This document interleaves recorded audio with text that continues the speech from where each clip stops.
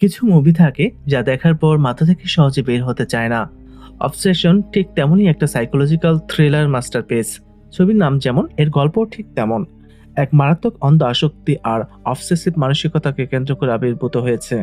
Self চেনা ছকের গল্প না, বরং মানুষের মনের ডার্ক সাইড এবং তার ভেতরের তীব্র ইমোশনকে এই মুভিতে খুব নিখুঁতভাবে ফুটিয়ে তোলা হয়েছে।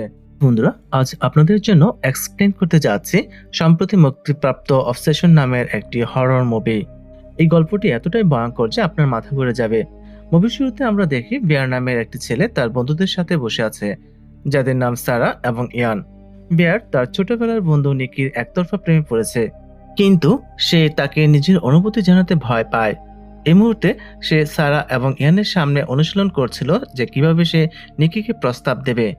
এমন সময় নিকি তার সামনে হাজির হয়। এসে বলার সময় বেয়ার বেশ নার্ভাস বোধ করছিল।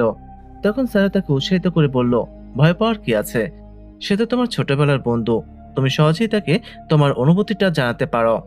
আসলে তারা চারজনই একটি গানের দোকানে একসাথে কাজ করে এবং তারা খুব ভালো বন্ধু। কিন্তু বেয়ার নিকিকে শুধু বন্ধুর চেয়ে বেশি ভালোবাসে। নিকি এখন সেখানেই নেই, তাই বেয়ার সারা এবং ইয়ানের কাছে পরামর্শ চাচ্ছিল। ইয়ান ঠাট্টা করে বলে, ও যদি তোমার ছোটবেলার বন্ধু হয় তাহলে ওকে ওর ছোটবেলার ডাক নামে ডাকো।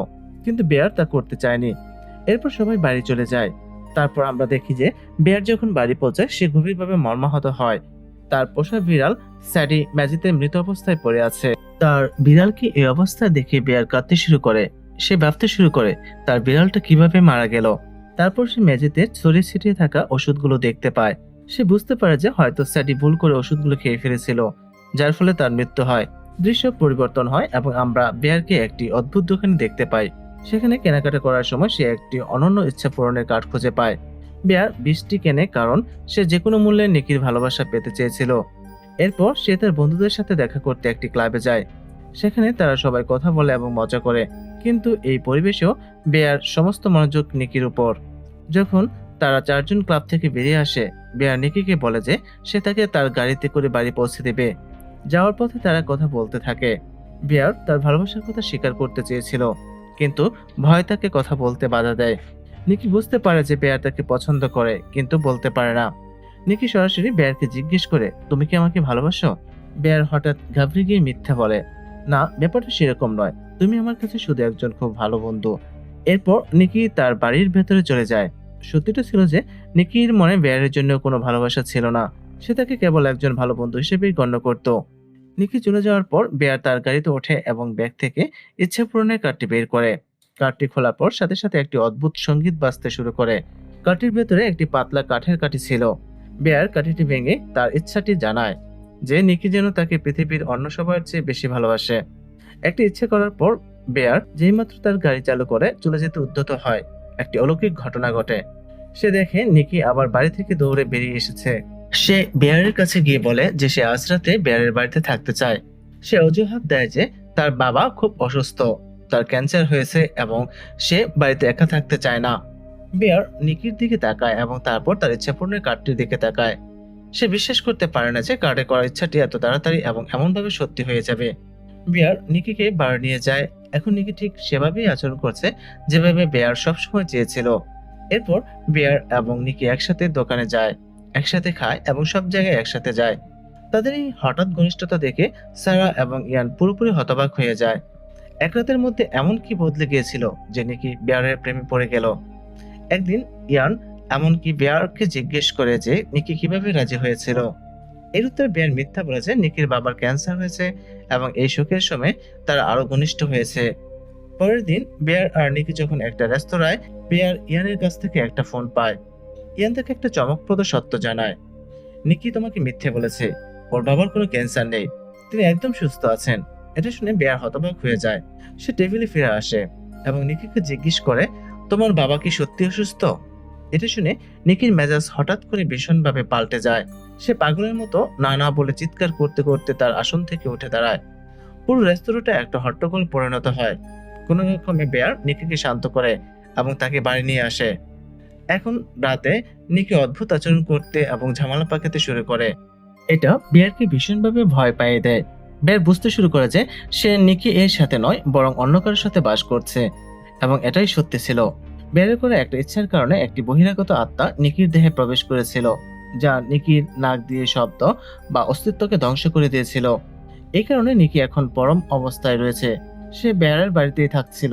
পরদিন সকালে বেয়ার যখন কাজের জন্য তৈরি হয়, সে দেখে যে নিকি পুরো দরজাটা টেপ দিয়ে আটকে দিয়েছে, যাতে সে বের হতে না পারে। বেয়ার যখন জোর করে বের হওয়ার চেষ্টা করে, নিকি দরজার সামনে ভূতের মতো পলকহীনভাবে দাঁড়িয়ে থাকে। সেই বিকেলে বেয়ার দোকানে তার লাঞ্চ বক্স খুলতেই দেখে যে নিকি তার জন্য একটি স্যান্ডউইচ আর একটি চিরকুট বানিয়ে রেখেছে। চিরকুটটি না দেখে সে অর্ধেকটা খেয়ে ফেলে। ঠিক তখনই সারা এসে পৌঁছায় এবং তারা দুজন কথা বলতে শুরু করে। চলে যাওয়ার সময় সারার চোখে চিরকুটটা পড়ে। সে ওটা তুলে নিয়ে জোরে জোরে পড়ে। সিদ্ধান্তটা কি? কেট। এটা শুনে বেয়ার পায়ের তলার মাটি সরে যায়। সে বুঝতে পারে যে নিকি স্যান্ডউইচটার মধ্যে অন্য কারো নয়, বরং বিড়াল রোডির মাংস দিয়েছিল। কিন্তু তার মৃত বিড়াল রোডির মাংস তার সঙ্গে সঙ্গে বমি হয়ে বেরিয়ে আসে। এখন ভয়ে কাঁপতে কাঁপতে বেয়ার ভাবতে থাকে, আজ যদি নিকি তাকে বিড়ালটা খেতে দেয়, তাহলে কাল সে কি করবে। সে তার ইচ্ছার জন্য গভীরভাবে অনুশোচনা করতে শুরু করে। সে অনুভব করলো যে যাই হোক না কেন, অন্তত নিকি তো তার কাছে আছে। সেই সন্ধ্যায় দোকানের কাজ শেষ করে বেয়ার তার গাড়িতে করে বাড়ি ফিরছিল। তখন সে গাড়ির মধ্যে সে একই ইচ্ছা পূরণের কার্ডটি পড়ে থাকতে দেখে। কার্ডটির পেছনে একটি কাস্টমার কেয়ার নম্বর লেখা আছে। বেয়ার ভাবে এই নম্বরে ফোন করে এই ইচ্ছাটা চিরতরে বাতিল করে দিলে কেমন হয়। সে সঙ্গে সঙ্গে সেই নম্বরে ফোন করে। অপর প্রান্তের একজন লোক খুব শান্ত ও ধীরস্বরে কথা বলে। বেয়ার তাকে বলে যে সে তার ইচ্ছাটা প্রত্যাহার করতে চায়, কিন্তু কাস্টমার কেয়ার লোকটির উত্তর শুনে বেয়ার হতবাক হয়ে যায়। লোকটি বলে, এই ইচ্ছাটা তখনই শেষ হবে যখন হয় তুমি অথবা নিকি মারা যাবে। এর পরিষ্কার অর্থ যে এই ঋণ থেকে মুক্তি পাওয়ার একটাই উপায় ছিল, তোমাদের দুজনের যে কোনো একজনের মৃত্যু। বেয়ার বুঝতে পারে যে সে একটি বিরাট ফাঁদে পড়েছে। ভয়ে কাঁপতে কাঁপতে সে যখন বাড়ির ভেতরে যায়, তখন দেখে যে নিকি সেই সকালের মতোই ভয়ঙ্কর ভঙ্গিতে নিশ্চল দাঁড়িয়ে আছে। তার সারা শরীর নোংরা। বেয়ার নিকিকে ফ্রেশ হওয়ার জন্য ওয়াশরুমে পাঠিয়ে দেয়, আর এদিকে বাইরে দাঁড়িয়ে নিজের কাজের জন্য অনুশোচনা করতে থাকে। তার বিড়াল আর নিকির কথা ভাবতে থাকে। এরপর বেয়ার আর নিকি তাদের বন্ধুদের সাথে একটা পার্টিতে যায়। সেখানে নিকি অদ্ভুত আর ভয়ের গল্প বলতে বলতে হো হো করে হাসতে শুরু করে। তার এই আচরণে পার্টির সবাই হতবাক হয়ে যায়।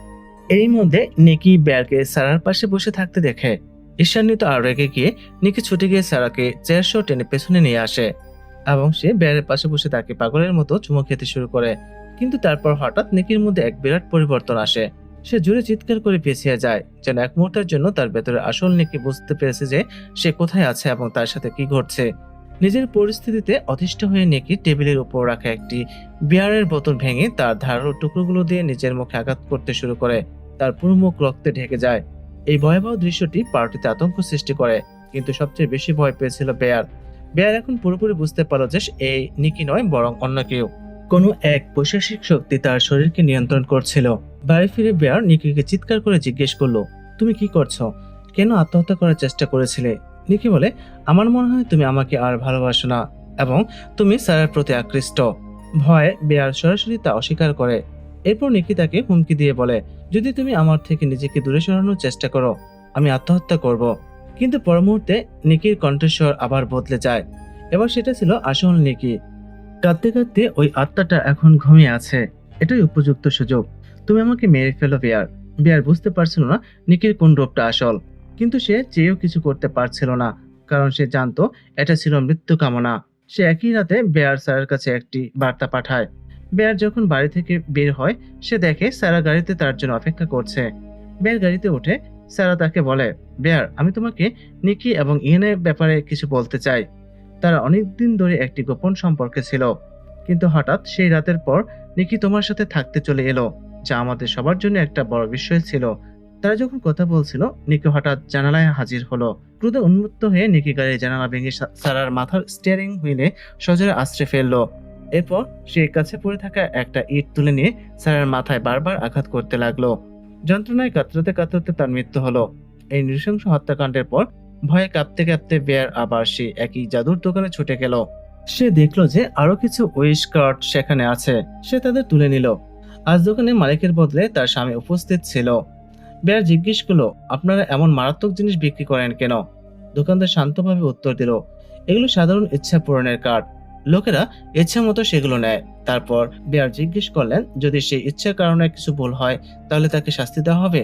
এটা কিভাবে ঠিক করা যায়? দোকানদার উত্তর দেয়, ইচ্ছাটা কেবল একটা শর্তেই পূরণ করা যাবে, যদি অন্য কেউ তার ইচ্ছা পূরণের কার্ড দিয়ে তোমার জন্য প্রার্থনা করে। বেয়ার সাথে সাথে তার গাড়িতে ওঠে এবং নতুন ইচ্ছা পূরণের কার্ডটা থেকে কাঠিটা বের করে সেটা ভাঙার চেষ্টা করে, যাতে সে তার ইচ্ছাটা ফেরত পেতে পারে। কিন্তু কাঠিটা ভাঙে না। এর মানে হলো একজন মানুষ তার জীবনে কেবল একবার ইচ্ছা করতে পারে এবং বেয়ার তার সুযোগ হারিয়ে ফেলেছে। এখন শেষ আশা নিয়ে বেয়ার তার বন্ধু ইয়ানের কাছে ছুটে যায় এবং তাকে সত্যিটা বলে, কিন্তু ইয়ান তার ভুতুরে কথাগুলো মোটেই বিশ্বাস করে না। বেয়ার তার কাছে মিনতি করে, দয়া করে এই কার্ডটা দিয়ে আমার জন্য প্রার্থনা করো, যাতে আমি এই বিপদ থেকে মুক্তি পেতে পারি। ইয়ান এটাকে একটা ঠাট্টা বলে মনে করে। সে ইচ্ছা পূরণের বাক্সটা খোলে এবং হাসতে হাসতে কাঠিটা ভেঙে ফেলে। সে বলে, ঠিক আছে, আমি এমন একটা ইচ্ছে করব যেন আমি অনেক টাকা পাই। হঠাৎ করে আকাশ থেকে আকরিক অর্থে টাকার বর্ষণ শুরু হয়। লক্ষ লক্ষ টাকা দেখে ইয়ান পাগল হয়ে যায়। কিন্তু বেয়ারের মনটা ভেঙে যায়, কারণ তাকে সাহায্য করার পরিবর্তে ইয়ান টাকাটা নিজের জন্য চেয়েছিল। হতাশ হয়ে বেয়ার বাড়ি ফিরে আসে। তার কাছে তখনও একটি শেষ ইচ্ছা পূরণের কার্ড ছিল এবং সে এই অভিশাপটি দূর করার জন্য নিকিকে একটা ইচ্ছা করতে অনুরোধ করার সিদ্ধান্ত নেয়। বেয়ার বাড়িতে পা রাখা মাত্রই হতবাক হয়ে যায়। স্যারার দেহ তখনও এর ভেতরে পড়ে আছে, কিন্তু নিকি তার দেহটিকে নৃশংসভাবে ছিন্নভিন্ন করে এক ভয়ঙ্কর রূপ দিয়েছিল।